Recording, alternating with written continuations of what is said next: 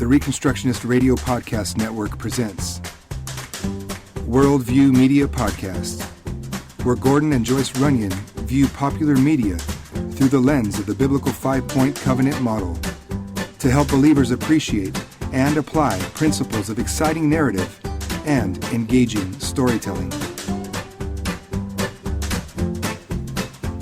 Hello and welcome to another exciting episode of the Worldview Media Podcast.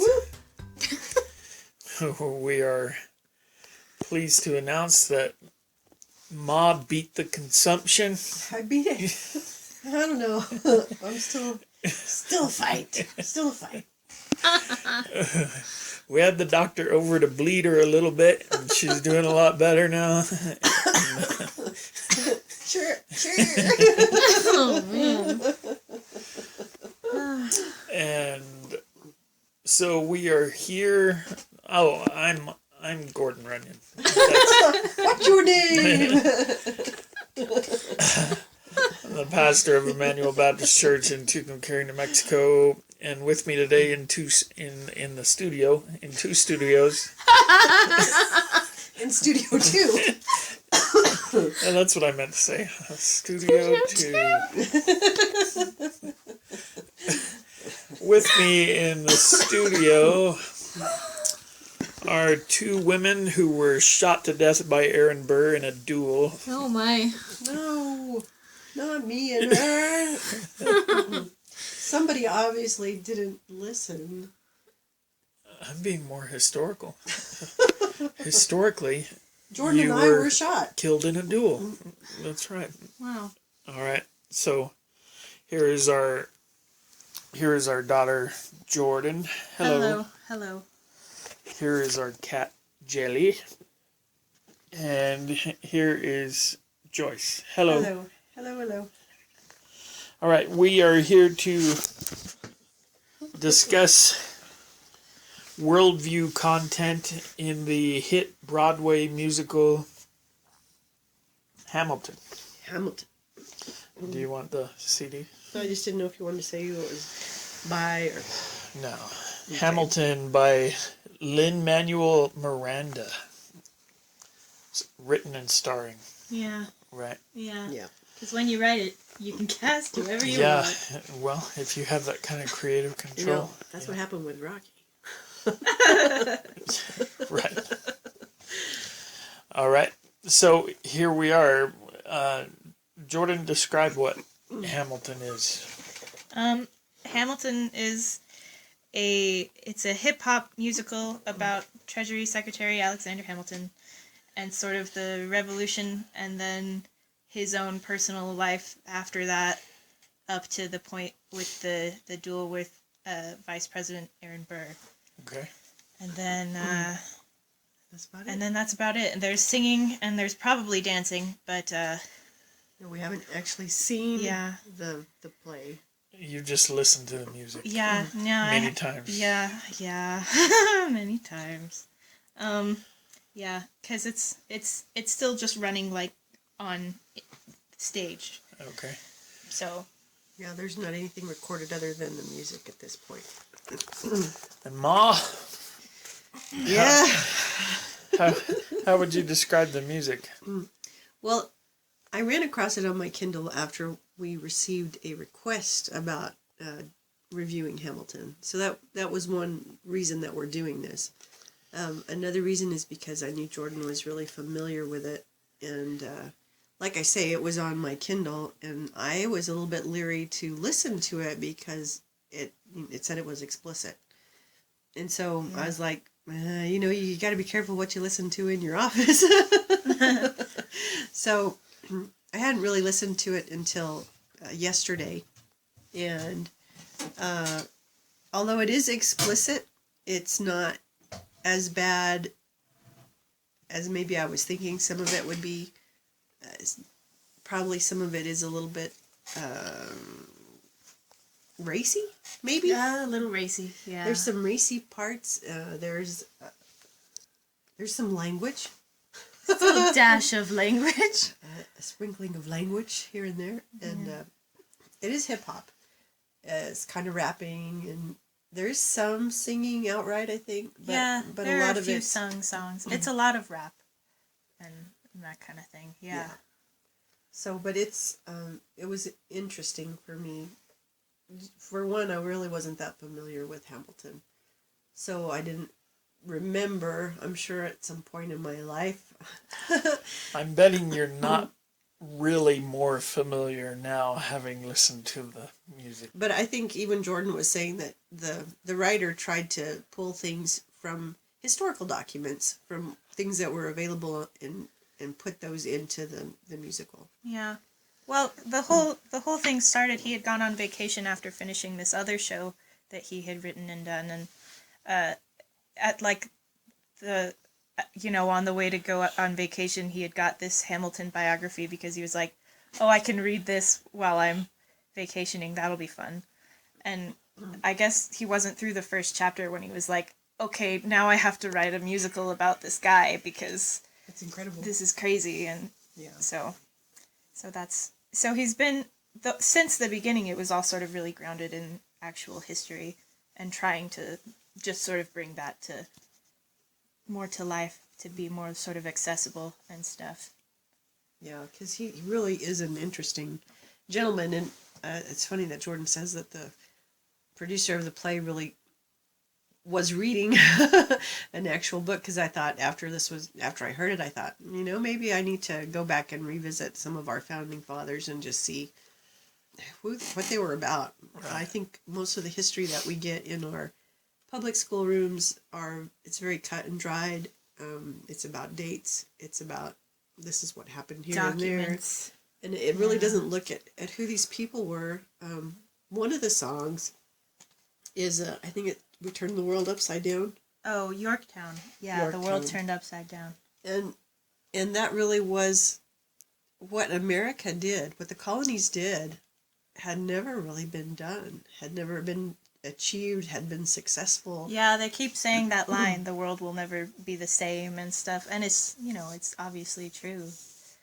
So and it's not a genre that you really care for. You don't really like the hip hop and the rapping Yeah, and so that's fair. and so he didn't listen. I tried. I listened to one song that was 45 minutes long. No. No one song. No one song is 45 minutes long. I think the longest one that you probably heard was this one, My Shot, which is probably like 4 minutes long, 4.5 or something. Oh no, it was way more than that. No. I think you were listening to ready. the whole thing. There's not like a break in between the songs. It's just this song and then this song and then this song. So by 45 minutes, you probably almost had the first half done. But that's so many different songs. I was all done by that time. Not my genre. Yeah. I'm the middle-aged white dude. I just couldn't. You're going to play the white card? I was out. I tried. It's just not my. It's not my thing. My wheelhouse. Not your wheelhouse. Well, rap isn't really anything I've ever really gotten into. I'd never had rap Right. stuff, but Well, imagine if the CD had been filled with country music, though. You wouldn't have sat through 45 minutes. I've sat through some things that we reviewed that You wouldn't have sat through country music for 45 minutes. I might have. Much less for 2 hours. I might have. Not country music. I might have. Well, Because we'll I was see. listening to We'll the see. words. It wasn't about. Yeah, no, it's about the story. Yeah, it wasn't the delivery. You may not have cared for, but I was listening to the words and trying to get what they were saying and hear them. And of course, this is only like half of the medium. This is a stage play. It's Yeah. meant to be seen and experienced in this whole other way that we can't really do right now. So this is only half the experience, and I'm sure seeing it is more complete. Yeah. Because then it's not just this noise you probably right, hear. right. You hear noise and No, I could tell it was music. I didn't care for it. so. So I guess you wouldn't. I don't listen like to- any music these days. These darn kids. These They're kids hip hop and their- musicals. They're rocking and rolling. So, Devil music. you're a bad man. Oh, well, okay. So I looked up the Hamilton wiki page just to kind of... Because that's been peer reviewed. We can trust it. No, I looked it up to avoid having to listen to the whole CD set. But no, Because he based it it's off like the Hamilton. wiki page. Hamilton for Dummies. Okay. Okay. all Hamilton, right. So what'd you The find out? musical? the musical. Okay, for dummies. Okay. Right. And? Well, there was... I think I saw somebody say... Well, no, it wasn't there. It was somewhere else. I saw Christians talking about Hamilton the musical. And the suggestion was made that Hamilton the musical bears the same relationship to actual history as VeggieTales bears to the Bible. Is that fair or unfair? I feel like that's probably unfair. a I little mean, harsh. there are some real liberties that are being taken here and there, like when characters meet each other in the Yeah. timeline and like Right. where they are at this one specific time. Like people show up at Hamilton's wedding who were actually in a different state at the time. You know, like stuff. Yeah. It's not like exactly everything, but I feel like it. He takes some license. Yeah, he with does it, yeah. creative license to make it Yeah. flow as a story a little better, maybe. Right. But I don't know that I would Well, go that far. I have read some biographical. Biographical. How do you say that? Biographical. I've read some biographical material for real. I know. There's a book on my Kindle about Hamilton, and I Yeah. know I read it, but So it was what do you remember about it it? was hugely boring. What I do remember is that he was a legitimate genius, That seems to be the and that he was like head and Consensus. shoulders above, intellectually speaking. right. Yeah. I'm not I sure do hear I- he was kind of a short guy, though. Yeah, oh really? I'm not sure that his philosophical foundations were anything that I would be ecstatic about, but Right. mentally, intellectually, Yeah. he was He's huge. really No, sharp. I'd agree Yeah. with that. Yeah, I keep kind of saying to like friends and stuff who I talk to about this. I'm like, the thing is that Hamilton and also the guy who created the show, like, I really like both of them as like how they're presented. Like Hamilton as a character, he's really pretty interesting and stuff, and super cool and all this. But I feel like there's still I wouldn't have voted for him, you know. And it's why not? well, I feel like I don't. Like it's just sort of like what you were saying that like it's not like he's obviously a really smart guy, but I don't know that we What it's based Yeah, founded on. that He's I- a bit more into centralized government. right yeah, right. he's right. well he was like the founder of the whole Federalist Right, Party exactly. at that time, and so I wouldn't have voted for the man myself, and I mean he never was president. Right. But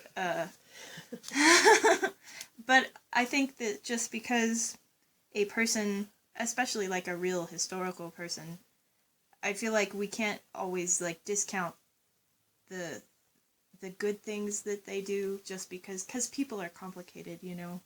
And just because you maybe don't agree with like this one thing, that doesn't mean that they didn't actually really have all these other qualities. Like he wasn't actually a really smart guy. So you're saying everybody's attitude on Facebook is completely wrong?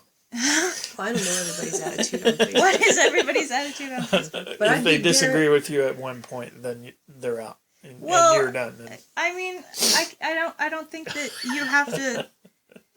I mean, it can be hard, I think, to reconcile that, like, okay, we don't agree about this thing, but that doesn't mean that Yeah, everything else, sure. you know. Right. But it's Okay. true. yeah, I'd Well, go and along with you on This that. is different too in that it's this isn't fiction. I think most of the things we've looked at have really been a fiction type of Well, it is fictionalized. yes, Yeah, but yeah. it's based on somebody Right. real, Yeah. and so yeah, there's probably some license that goes into this, but I think that you see more about the producer, the writer, and you can look at what he thinks about this man, and maybe pull some conclusions from what he's written about him. All right. Okay. All right. Well, let's stop and take our break, and we'll come back and talk more about Hamilton, the musical. An American musical. An American musical. And what's your name? What? When we come back, we'll rise up. Because here come the general. Uh-oh. Oh, man. Now I'm nervous. All right. The Reconstructionist Radio Podcast Network brings to you a complete lineup of podcasts where you will hear practical and tactical theology. Our desire is not simply that you consume our shows, but that you also live out your faith in every area of life. We can talk all day long about these things, but if we fail to put them into practice, then we fail as ambassadors of Jesus Christ our King. Subscribe now to your favorite Reconstructionist Radio Podcast Network shows, or you can subscribe to the Reconstructionist Radio Master Feed, where all of the content we produce, including the audiobooks and audio articles, will pop up as soon as they are available. And don't forget to visit reconstructionistradio.com to volunteer as a narrator or to partner with this ministry financially. May the Holy Spirit stir you into action for Christ and His kingdom.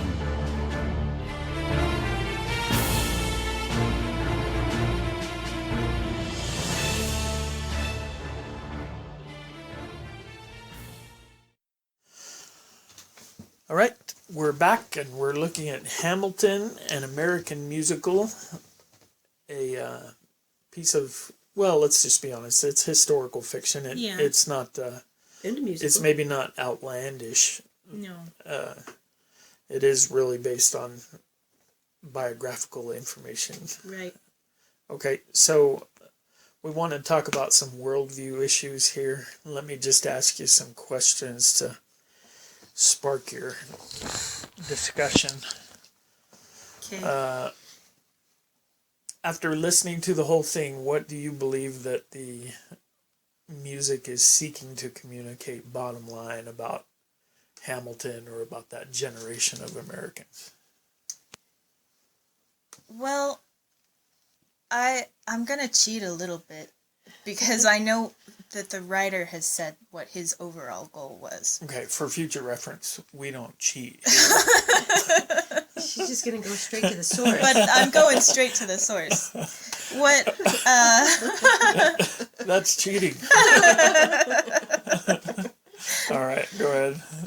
What Mr. Miranda has said his hope was to sort of the idea of, like, you can't control the way in which you're remembered, and all you can do is sort of the best thing for when you're there, and whether or not that's interpreted in one way or the other way, it's sort of beyond you, because you can't control who lives or who dies or who ends up telling that story to somebody else. So that's kind of the idea. Well, that sounds like you're suggesting that maybe the theme of the musical is kind of existential. It's about how I can use it. You know, it doesn't have a inspirational message that I can put into practice. Yeah. And I guess it does kind of have that inspirational thing where it's like, hey, like, you got to go out and do good things. Do right the thing now. that you're gonna do, and what happens after that is not. It's not up to you.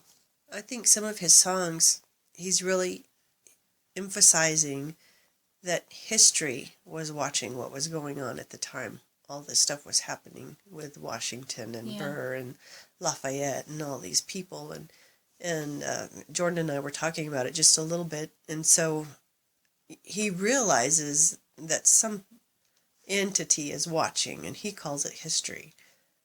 But to have that recognition and that acknowledgement that what I'm doing is being seen. History is something other people write down. But you are always being seen with what you're doing, and you are accountable for those things that you do if anybody sees you or not. And so I think he gets a little bit of that, and maybe he doesn't quite understand that who is watching is God Right. and not necessarily history. But he understands that there is an accounting for what you do. Right. He does kind of talk about knowing that history will judge their actions. Right. I did catch that he did believe there was a judgment day coming, but it was kind of this amorphous concept Yeah, like of how history. will they think of me later Right, kind right. of thing. Yeah, yeah. So a little bit falling short of a biblical sense of judgment day, but Yeah. but like you say, understanding that what they're doing right now will count sometime later, Yeah. whether for good or for ill. So just because he terms that entity history, and then in another song, he talks about how do we know that we haven't been placed, all of us have been placed here at this time for this reason. And I don't know if he says God or if he says gods, but that here we are in this place, all of us. And it has to be for a reason. Right. Well, that's very interesting because that touches on things like predestination and the concept of fate and destiny. Right. And it's always blown me away how quickly secularists are nonetheless willing to speak in terms of destiny and, Sure. and we're all here for a reason. And Yeah. you'll hear secularists being interviewed on TV, and they'll say, "Well, I believe everything happens for a reason," right? Yeah. Or really, Based on what? I had a atheist friend of mine on my last ship in the Navy, and used to argue with him and try to witness to him, and he actually said that when he encounters rough times in his life or things don't go the way he wants them to, that he tries to sit back and think, well, I'm obviously supposed to learn something from this. But he's a rank atheist. I mean, he's as hardcore atheist as... And so that was... So what would it matter if you learned something right, from it? and for an atheist to say, I'm supposed to do one Yeah. thing or another, that's nonsensical right from the get-go. Yeah. There can be no you must or you should or Yeah. anything like that other than, your own preference or whatever. So do either one of you have a sense of, whether you cheated or not, do either one of you have a sense of how the writer feels about America and its founding and today, or is there any kind of sense you have about casting modern political grids back on what they were doing then, or is there anything like that? Is he making a political statement? Silence. I feel like it's probably hard to write about the beginning of America without sort of thinking about America now. And another thing he always is bringing up in different songs, reprising, is that we won't be free until everyone is free. And so slavery is an issue to him there at that time. I don't know if slavery really was Yeah, it was. an issue. Okay. Oh, it wasn't an issue they fought over, but Well, I mean, Well, I think it was there were going some on, and people it was who Sure, were yeah. against it still. some of the adamantly and founders stuff. were slave owners. And, so. And I don't know. I just don't know if that was stuff that was brought up in the Constitution. I don't know if that was No, stuff that it was wasn't. even thought of to bring up, if there were any talks about it. But he mentions it specifically, I think, in at least maybe 3 to 5 At songs. least a few. About touch on in that. freedom and slavery. In order to be free, you have to not. There has to be no slavery, and right. I just don't think that was something that they were discussing at that time. No. It was there. It was in the society. Probably some people were against it. Some people were. There's another song where they were like talking, and the Southern people were saying, "Oh, we just create," and he's getting mad at him and saying, "No, you don't create. You have slaves that do your labor. So you're not just producing nothing out of nothing. We don't have debt and all this other stuff, but that's another song. Well, on that issue, I know from my reading of the history of the time is that one of the motivating factors for secession in the first place was the idea that it came down to they were either going to secede and fight for their freedom or they would become slaves.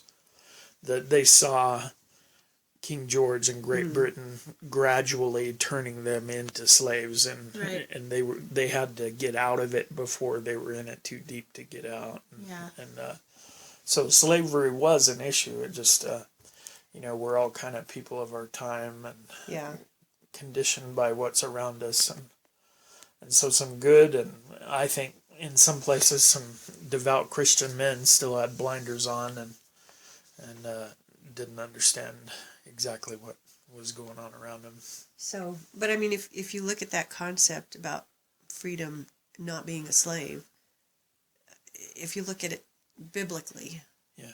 I mean, the truth of it is slavery is real. Yeah. And that's the condition. You are Well, a slave. yeah, there's a sense in which slavery is inevitable. And the then- question isn't slave or Yes. free, but who is your master? Who's your master? Because you Right. are a slave. That's just But I- straight up. Yeah. But I do believe that as Christians, we understand that with the coming of the gospel, that the principles of the gospel are incompatible with the thought that Christian men and women can own people. Yeah. Right. Those are Well, yeah, and I'm not saying right. owning people, but people want to say, well, I am free because I can choose to go down to the store, or I can choose to move if I want to, and Right. You're not. While you're paying 55% of your income in taxes, you can revel in your freedom. And, right. Okay. So you did feel like there was some political statement there in terms of slavery and how the concept of owning people was kind of at odds with what the founders were trying to accomplish. Yeah, that's probably fair to say. Okay. All right. But was there an anti-American slant to things, or No, I don't think so. I or feel was like it just more like I love my family, but there were a bunch of idiots in my family, and I don't even think that was. No, I don't even. I don't think I would say that either. It wasn't I feel even like that strong. It was really. I feel like it was very in support of the idea of America as this really great right. idea, this really great experiment, Yeah. like they keep Right. calling it and stuff. And Well- I don't see that it was saying anything bad about the nation now. Right. or Well, one of anything the like that. places that make me tend to agree with you, one of the bits that I did hear was one of the songs that King George sings. Okay. And King George is framing his relationship with the colonies as if it's a romantic relationship, Yeah. and wondering Should get why your why do they want to leave him? Yeah. Because he And loves them. Yeah. and then a couple of times during the song, he says, "I'm going to kill your family and your friends in order to To prove prove my love Yeah. for you, or to remind you of how much I love you. Yeah, to remind you of my love. Yeah. I'm gonna send armed garrisons to remind you of my Yeah, love." he says, I'll send a fully armed battalion to remind you of my love, and then Right. I'll kill your friends and family Right, to remind you. right. So King George is like a stalker boyfriend Yeah, or something. yeah. Yeah. No, those are good songs. So you got to be in favor of getting away from that guy. Yeah, Right. yeah. Okay. Let's see. Anything about the ethics of revolution? I think it's at least framed in the play as being the right thing to do for At these that people time. at this time. Yeah. And it doesn't really speak to anything outside of that. We have a really quick mention at in the second act about the French Revolution, because there's the whole questioning whether America should help them or not, because we had this treaty and they helped us, and should we help them? And somebody says that, well, it's Washington, I think. Washington says, we will help them if they can figure out what they're doing, because right now it's just chaos. They're not really, they're not leading, they're just rioting. And then there's another line about our treaty was with the king, and he's dead. So unless his head comes and talks to us and asks us for help, we're kind of out of this. Should we honor our treaty, King Louis's head? Well, that's a pretty decent thought in terms of the nature of the French Revolution. I'm sure a lot of our listeners are aware that that was a purely atheistic thing, and very bloody and blowing past every boundary for the sake of knocking down the boundaries, and that was very different than the American Revolution, or the American fight for independence. I slip into pagan ways of talking about it, the War of Independence, but what stuns me still today is that there are still Christians around who would say that America did the wrong thing by taking up arms against King George because he was God's man, and it was wrong for them to mount any kind of armed action against him. And still stuns me, really, because when you read the lengths that they went to and every avenue that they exhausted, and to try and get things, and the biblical foundations that they cited for, it wound up being foundations for defending themselves. The leader of the only superpower in the world floats cannon ships into Boston Harbor.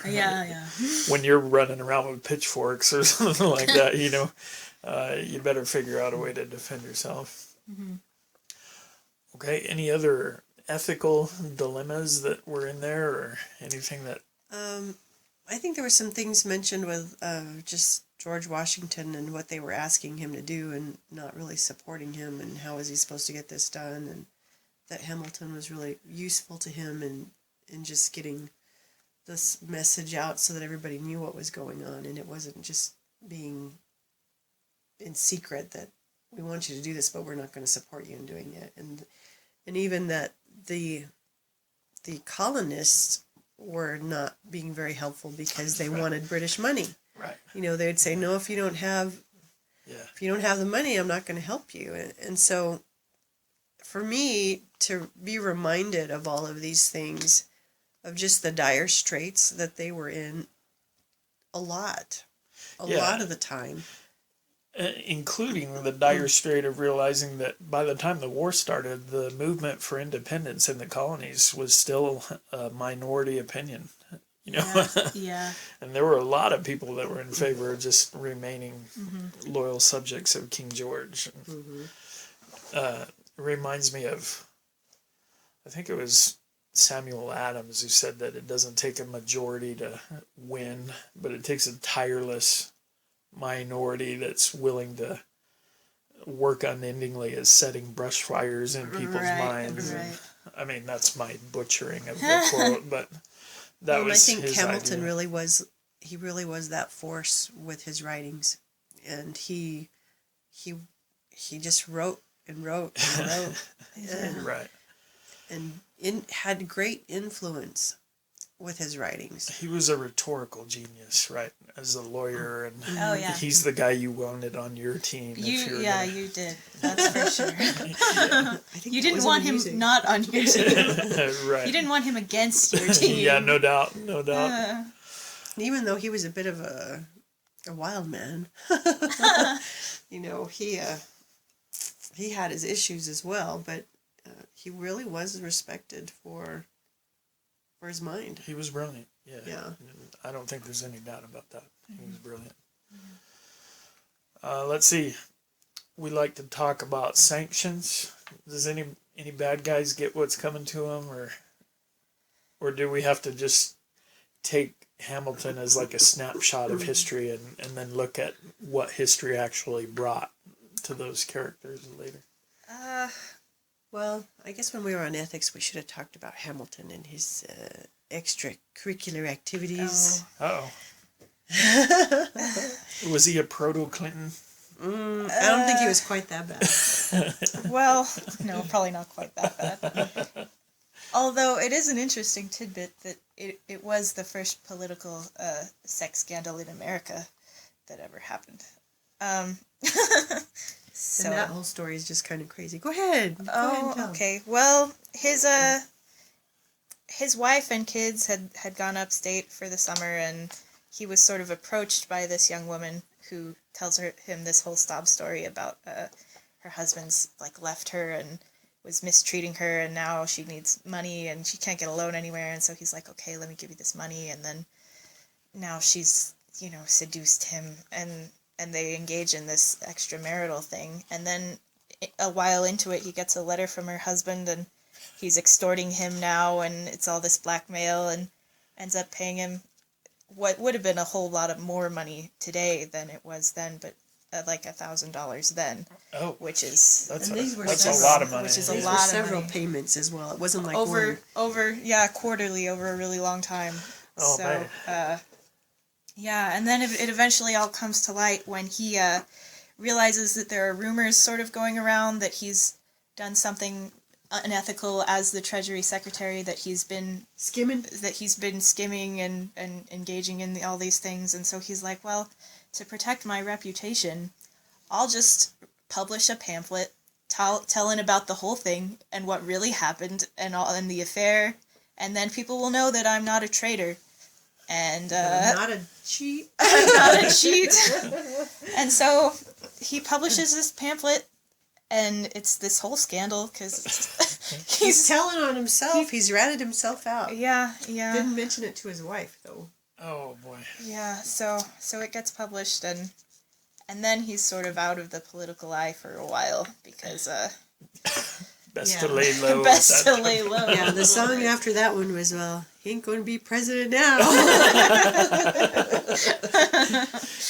Well, if he lived today, He may have. right, just run as a Democrat. Well, Well, but I don't know. Him and guess Lafayette Republican too talked nowadays. about how they were both immigrants, so I don't know. He Well, wasn't a probably natural born. Hamilton more than Lafayette, since he never actually immigrated. He was just a visitor. he's hanging around. But that's how they like to. They Yeah. coined the phrase for themselves. So Yeah. another thing through the musical was that, and I'm pretty sure it's Hamilton saying this, that he had survived death several times, where there was a hurricane where he lived, and his mother died, and they were both very sick, and just that he had cheated death all these many times. And so why him when so many of his friends and his family had died before he had? And so there was some of that predestination stuff going on, Right. too, why am We're I asking still here? meaning of life sort of Yeah. questions. Did So- he come to any resolution on that? Or? I think it was just something he mentioned. It was in passing that, why did I survive the hurricane? Why did my mom die, but I didn't die? And here I am, and just in the battles and all the situations he was, where there were people around him who died, and he didn't. So Because one of the things he did say at one point, like, I'm either going to die or that thing, I'm going to rise up. So it's like, it's one or the other, and he has to, he sort of has this mentality throughout the play where it's like he's got to go for it now because he might not get another chance, Right.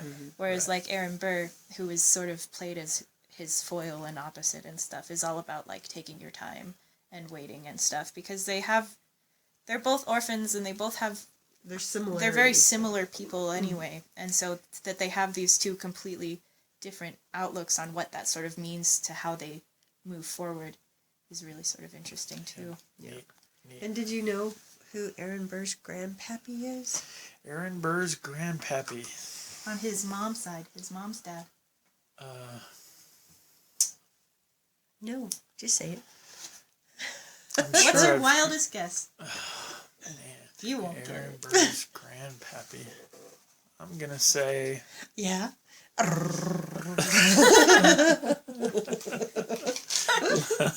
Lord Byron. No. No, that's not it. It's Jonathan Edwards, the You're preacher kidding me. man. No, that's his grandfather. I knew that. I just didn't say. Oh, thanks for playing. You lose $1 million in taxes every year. So basically, no change. Yeah. Same. I was just stating a fact.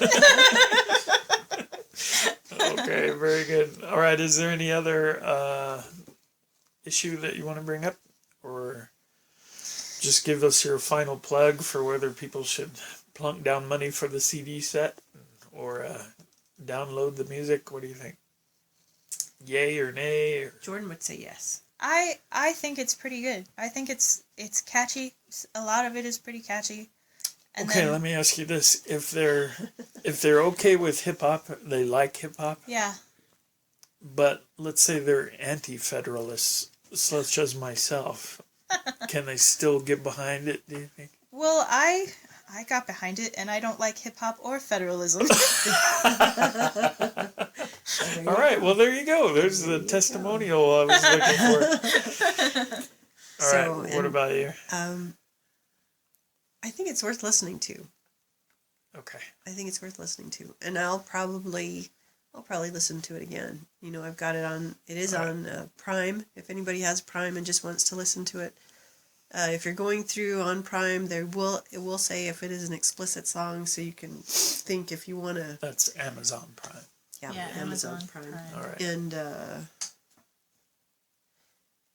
you can even do the lyrics on the Amazon Prime, so you can kind of see what's being said, and it's an interesting story. It makes me think I probably need to know a little bit more than I do. All right. So when you get a chance to see it for real, you're gonna go do that. I don't think you'll be coming to our neck of the woods. No, I probably won't. I would like to see it. Yeah. Okay. If I had an opportunity, I would go and see it. All right. Yeah, I think it'd be better to go and see it than just listen to it, because then you have the full. Okay, let me. You get a chance to go see this, or playing the same night are those Chinese acrobats. Which one do you choose? I would Hamilton. I would go see this. I would go see I'd be the acrobats all the way. All the way. No, I'd go see this. That would be cool. Yeah, All I'd right. go see this. All right. Well, I'm gonna go see the acrobats. Oh no, you're gonna go with us. No, I'm staying in the hotel. All right. Well, we are done. Well, but since this is just being so well received, maybe hip hop is a way to get through to this generation. So. Oh yeah, don't misunderstand me. I don't. Hip hop's not my wheelhouse, but there are Christian men doing a bang up job, and getting the message out. And like we always say here, we believe that every form of media should be a vehicle for the Word of God and the truth of the gospel and all of that. So, yeah, just because I don't like it and you don't like country music, that doesn't mean I love country music. that doesn't mean Christian people shouldn't I use love those to not things. listen to it. Yeah. Well, I'm the same. Love when country music's playing on some other radio Yeah, right. Or I don't hear That's it. No, country is good and fine if you want to be sad. No, there are happy party country songs. Oh boy. I gotta get you some Florida Georgia Line. We gotta end this podcast. Right. Jordan don't like country either. Well, I don't either. I just know the names. All right. Tender. What's happening? I'm a total pretender. All right. I Okay. did have a comment Okay, you have a comment. about our opening music. I didn't realize what it was. I think Oh, maybe you we don't like should. our opening music either. Yeah. I was All thinking right. maybe we should change it to something hip hop, something a little bit more upbeat. We'll have to meet with the directors. We'll just. Oh boy. We gotta do the rise up. This should have ended minutes ago. Totally. I'm out. All right. Okay. God bless y'all. See you next week. Bye. Bye. Thank you for listening to the Worldview Media Podcast. Please visit reconstructionistradio.com to check out the other podcasts in our network and to download our free audiobooks.